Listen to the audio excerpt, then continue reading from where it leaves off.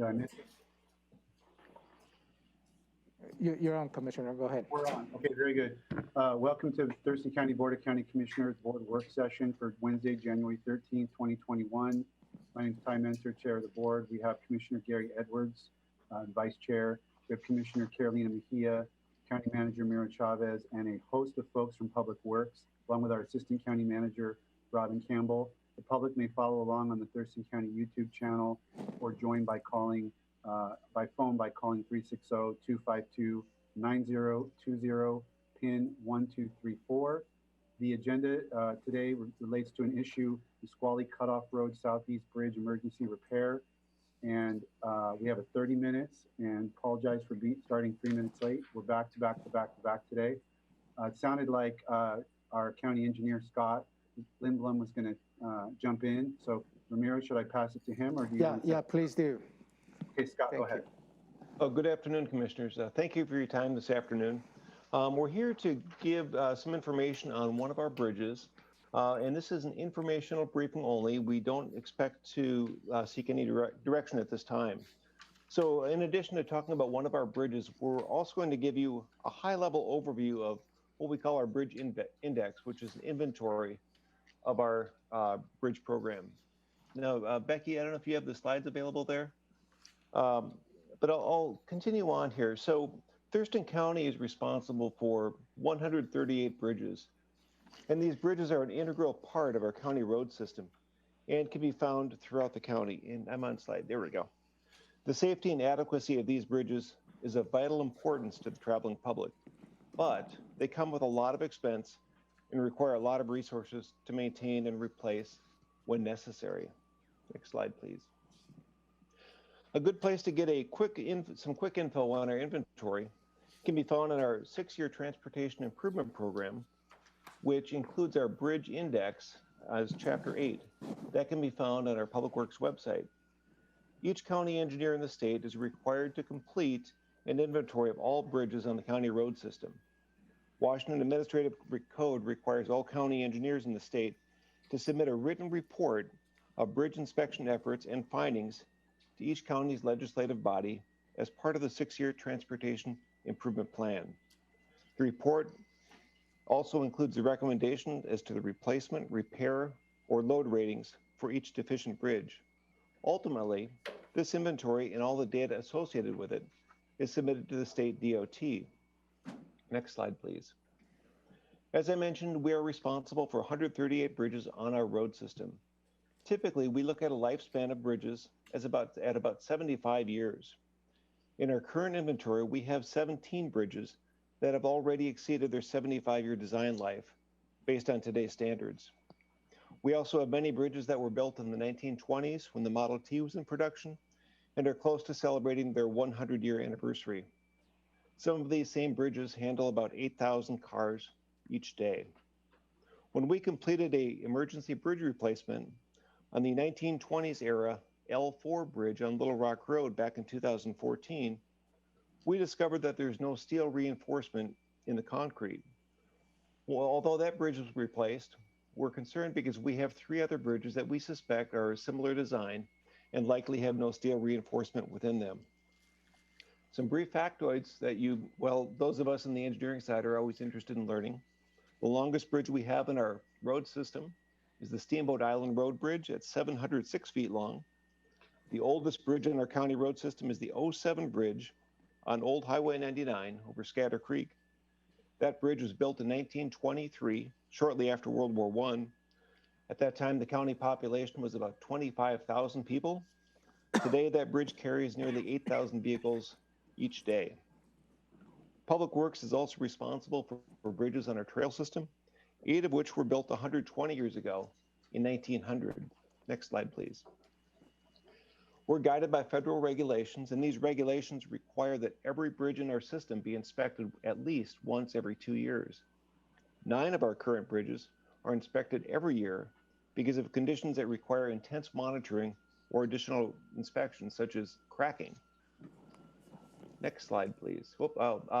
One note on that is we also inspect through interlocal agreements bridges owned by the City of Tenino and the City of Yelm.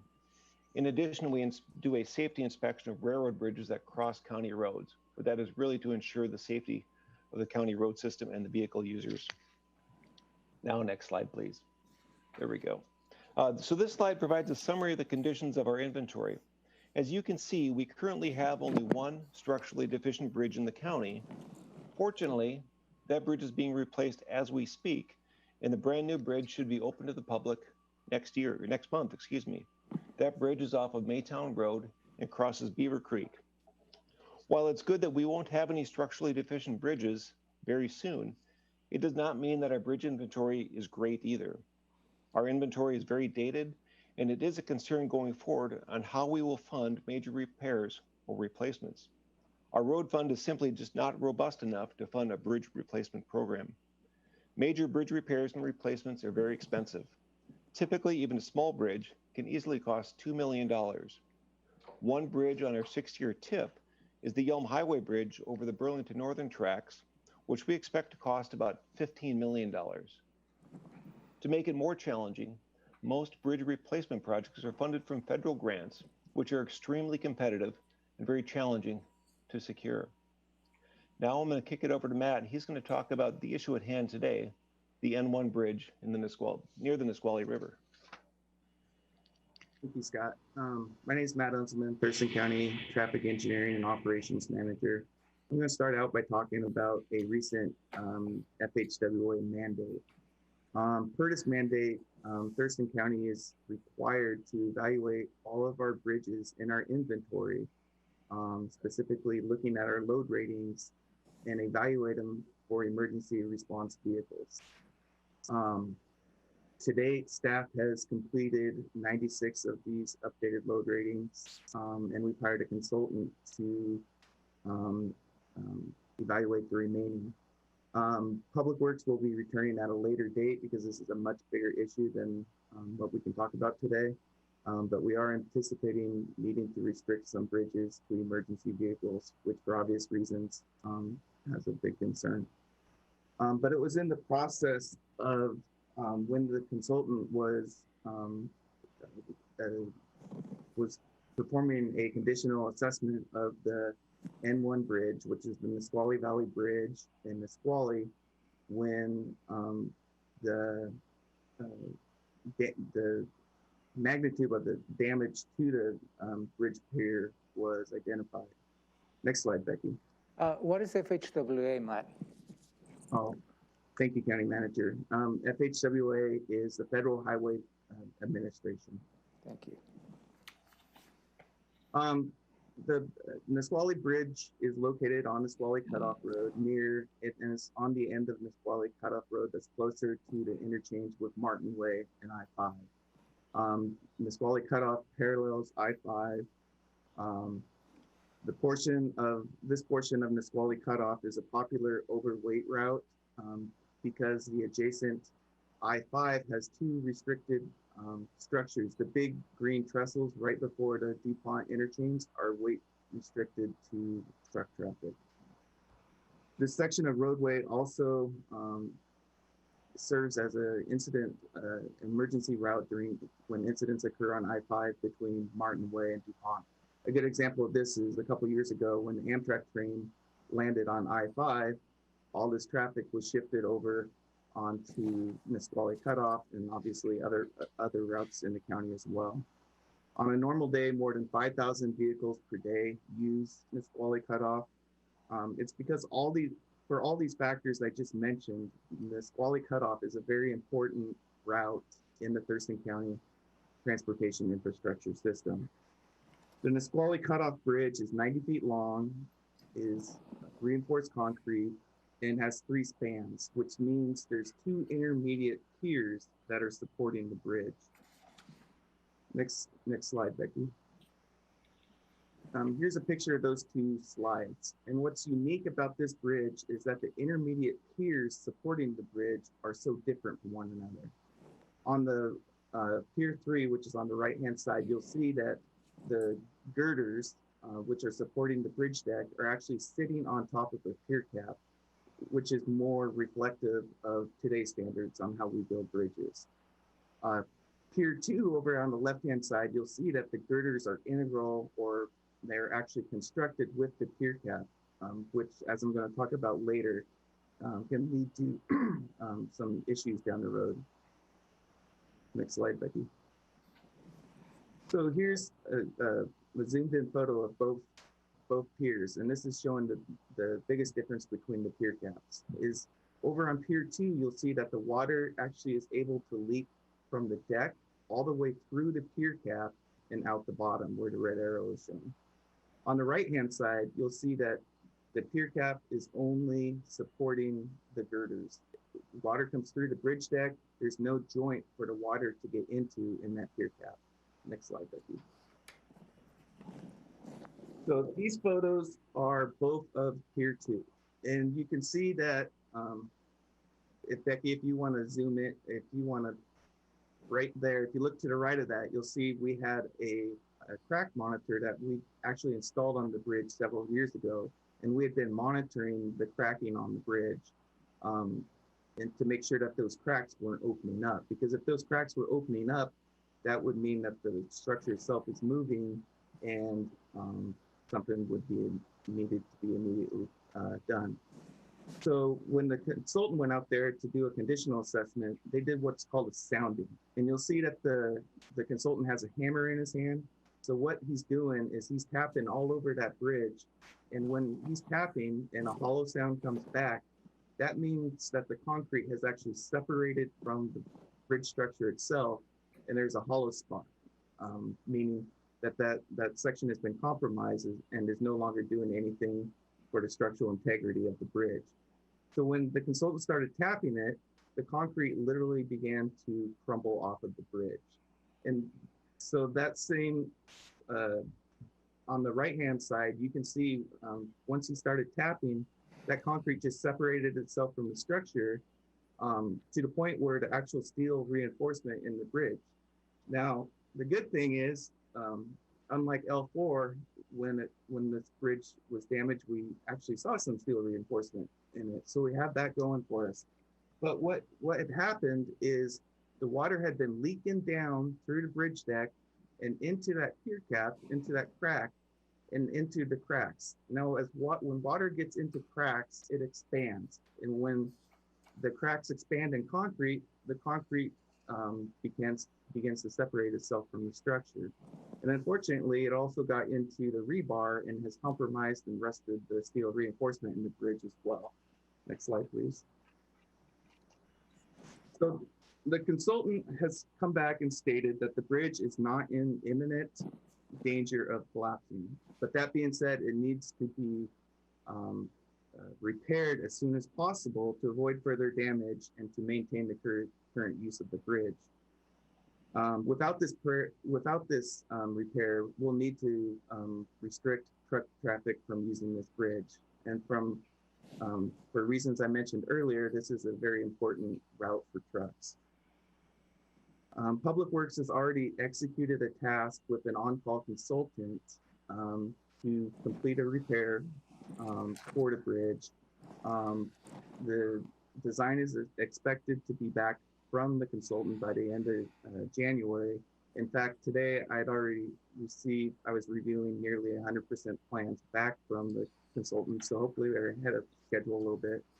You won't hear from us again until we're requesting to award the contract to a contractor. And that's because we're to expedite the process, we're gonna use our small works roster. So we don't have to request permission to go to advertisement, but we will be returning to the board to request permission to award a small works roster contract. The repair is expected to cost less than $300,000. Traffic will never be restricted to more than one lane of alternating traffic. So we'll never have to fully close Nisqually Cut Off, which is an important message to the public because it's such a well-used roadway. And we're expecting that we can get construction done by June. And we're really hoping that we can do it by June because with COVID, sometimes getting construction materials has been a challenge. So This project was designed with materials that we're hoping will be readily available and won't cause any procurement delays. So with that, I'd be happy to turn it back over to Scott, and we can ask any or answer any questions that you may have. Commissioner, Go ahead. Scott, did you have anything to throw in there? Oh, no, I was just going to open it up to the commission if they had any questions. Very good. Commissioner Edwards, anything? I have a question, actually. Go ahead, Commissioner. My question relates, you mentioned that the Nisqually cutoff was basically the heavy, where all the heavy loads would pass by. Is that correct? That is correct. Because I-5 has a weight capacity? The two big steel trestles that go over the Nisqually River are weight restricted. Okay. So if this were to go down for construction, I mean, what would trucks have to do in that situation if their two access points are cut off? That's a good question, Commissioner. And what would happen is basically the same thing that had to happen when the Amtrak train derailed and ended up on I-5, in that the local streets in Thurston County were so jammed up with traffic that trucks ended up having to go all the way out through the Roy and back through Yelm and down to Grand Mound, which is a significant detour. And I've also heard that trucks during that event got off and went over the Gig Harbor Bridge and around that road as well. So it's a major deal. It would be a major deal if both our structures and the state structures were down. Thank you. Commissioner, I don't see everybody's face. Commissioner Edwards, did you have anything on this?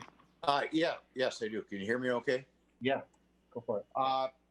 Because that's a direct affiliation with the interstate system, are the feds or the state, are they helping us out on this from a financial standpoint?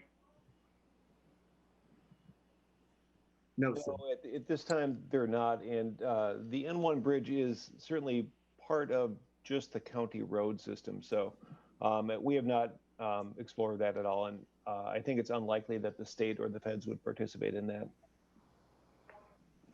Even if that's an overflow situation or overweight situation, I find it hard to believe they aren't somewhat interested in this thing.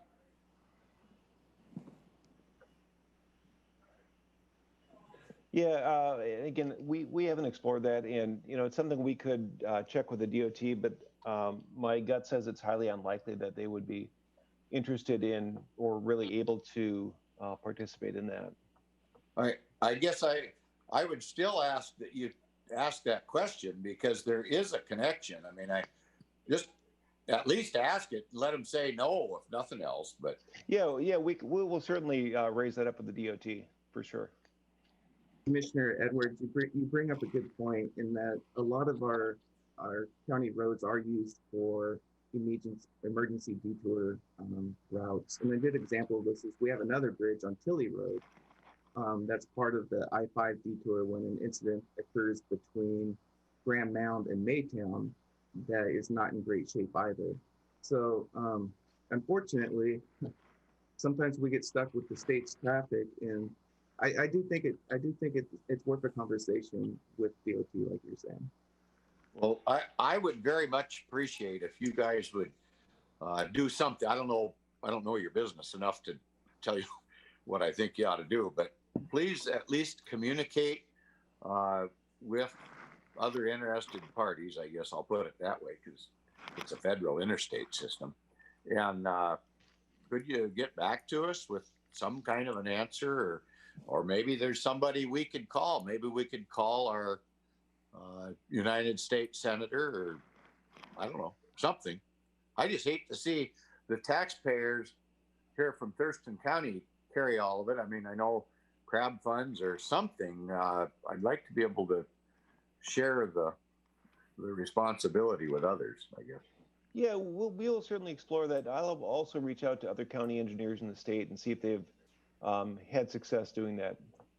And we will get back to you on this either through the agenda item when we come back for contract award or through some other means. We will follow up with you. Okay, I don't mind making phone calls. I see you, Robin, not to beat a dead horse, but tying together Commissioner Mejia's question with Commissioner Edwards' question. Am I understanding what you said is that certain types of trucks are too heavy and have to use this piece of road? They're not allowed to go across I-5? Is that what you? That's the, So I mean, that's strange to me, and it basically means that the state is relying, in order to foster commerce, they're relying on our road is basically part of the system. I mean, it's not just an overflow for an emergency situation. It's an integral part, because they failed to provide an adequate roadway for unless trucks are skirting the law and overloading or whatever. That's a different question. But I mean, if they're not able to provide the infrastructure and they're relying on us to do it, that seems like a qualitatively different situation than just, hey, help us out because you might need this in an emergency. That's a different type of request, I would think. Anyway. we totally understand our frustration. Robin, you had your hand up. I was just curious also about the load restrictions on page 15. It appears that the consultant's assessment recommends that we also reduce the load capacity on this bridge. Is that only if we don't move to repairs, or should we be doing that right now? So the idea behind that is the consultant, if we did not do the repair and we continued to allow the bridge to deteriorate and for heavy truck traffic to continue to cross over the bridge, it would have to be weight restricted. But for the consultant, if we put this repair and get it done in an expeditious manner, then the bridge does not need to be restricted. Chair, can Yes. I ask one more question? Absolutely.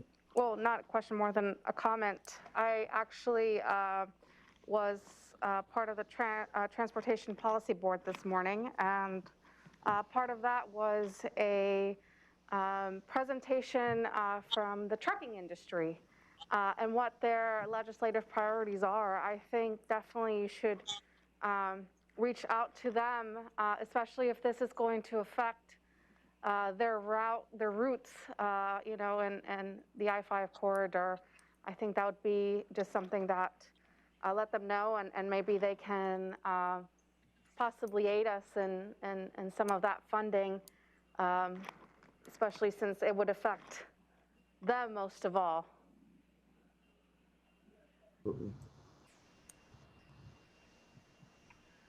Okay, it's 1:26, and Scott, Matt, thank you so much. Is there anything else you need us to?